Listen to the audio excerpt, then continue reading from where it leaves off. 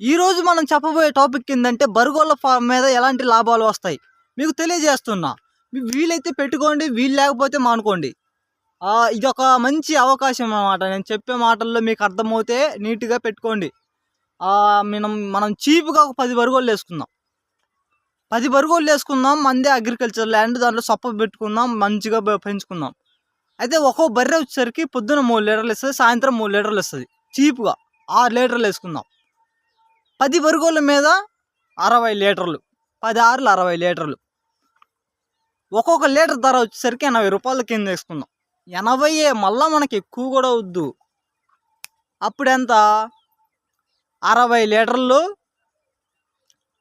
60 into 80 4800 వస్తుంది. 4800 వస్తే అది మంత్గా కన్వర్ట్ చేద్దాం. మంత్గా వేసుకుంటే 1,44,000 వస్తుంది. 1,44,000 అంటే మనం చీప్గా 44,000ని పక్కకు దింగుదాం, ఇసిరుగుదాం. వాటి మేతకు కానీ, సొప్పకు కానీ, ఒక దాన కట్టలకు కానీ, ఒక ఏదన్నా ఎగ్జాంపుల్ ఒక కూలి మనిషికి కానీ ఏదన్నా కానీ ఒక 44,000 తీసి పక్కన పెడదాం. 1,00,000 రూపాయలు ప్రాఫిట్. బ్రో నువ్వు అంటున్నావు 1,00,000 రూపాయల ప్రాఫిట్, ముందు మనం పెట్టుబడి పెట్టుకోవాలి కదా, చాలా పెట్టుకోవాలి కదా, అది ఇది అంటావు. పెట్టుబడి నువ్వు ఒక సూట్ బర్గోళ్ళే బర్గోళ్ళే తీసుకురావాలంటే ఒక బర్రె 1,00,000 రూపాయలు బలుకుతుంది. లేకపోతే 80,000 వేసుకుందాం. ఈ రెండు వద్దు మనకి అసలుకి. మనం ఇప్పుడే మనం స్టార్ట్ చేయబోతున్నాం కాబట్టి ఒక 2 సంవత్సరాలు కష్టపడాలా. చిన్న దూళ్ళు ఉంటాయి కదా, ఒక 30,000 రూపాయల్లో, 30,000 రూపాయల్లో ఒక 10 పడ్డదోళ్ళు తెచ్చుకుంటే నీట్గా 10 పడ్డదోళ్ళు మంచి జాతి 30,000 వస్తాయి. అంత ఎత్తున, అంత నడుములు ఎత్తున మౌనంగా వస్తూ ఉంటాయి అన్నమాట. అయితే ఆ 30,000 ఇంటూ 10 బరుగోళ్ళు వేసుకుంటే 3 లక్షలు. 3 లక్షలకి నువ్వు ఇంకొక 1,00,000 వేసుకొని దానికి దాన కట్ట నువ్వు పొలాన్ని ఎకరంలో సొప్ప జల్లుకోవడము అవి మెయింటైన్ చేసుకొని ఒక్క సంవత్సరం కష్టపడితే వాటిని పెంచడానికి తర్వాత నుంచి నీకు దూడలు అయ్యి ఉంటాయి. బర్రె సూటు బరిగోళ్ళు అయ్యి దూడలు అయ్యి ఉంటాయి, పాలు ఇస్తాయి, దూడలు పెద్దవి అవుతాయి, మొత్తం మెరుగుతాయి అన్నమాట. మనకి చాలా లాభం అన్నమాట. ఒక్కోసారి ఏం చేస్తుందంటే దున్నపోట్లు ఉంటాయి అన్నమాట, దున్నపోట్లు పుడతాయి అన్నమాట.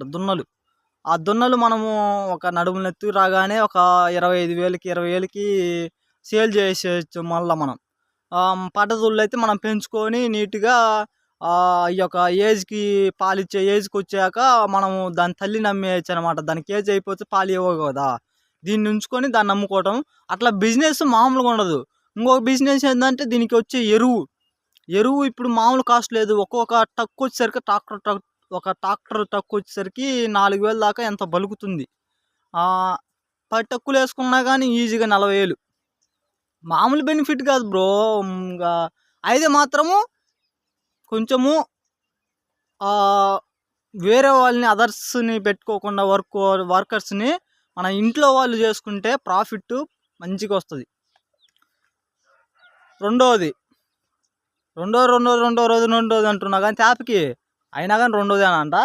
ఇంకా ఇదంతా మనకు వల్ల కాదు, అసలు మనం చేయలేము, చదువుకున్న వాళ్ళము 20,000 జాబ్ చేసుకున్న మేలు, దీని కాడికి పిల్లని కూడా ఇవ్వట్లేదంటే నువ్వు కోళ్ళది పెట్టుకో. అసలు రాయల్టీగా కాలు మీద కాలు వేసుకోవడము, టోర్ బియ్యం తీసుకురావడము, ఇంకా వాటికి ముందు పోస్తే నీట్గా తింటాయి.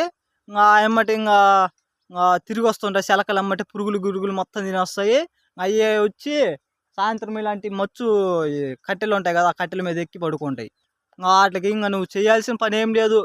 కాకపోతే అప్పుడప్పుడు బెల్లపు నీళ్ళు, పసుపు నీళ్ళు పెడుతుంటాయి, తాగుతుంటాయి. ఇంకా బియ్యం తీసుకొచ్చి సొద్దలు తీసుకొచ్చి చల్లుతుంటే, ఇప్పుడు ఎగ్జాంపుల్గా చెప్పాలంటే ఇప్పుడు మొక్కజొన్నే ఉంది మాది. ఆ మొక్కజొన్న మొగ కండెలు అంటారు అనమాట. మొగ సొప్ప ఉంటుంది. ఆ మొగ సొప్ప అసలుకి దేనికి యూజ్ లేదు, వాళ్ళు తీసుకుపోరు అనమాట. ఆ మొగ కండెలు మొత్తం మనం పీక్కొని ఎత్తనాలుగు చేసుకొని వాటి ముందు జల్లుతే మామూలు బలం అనమాట తిని.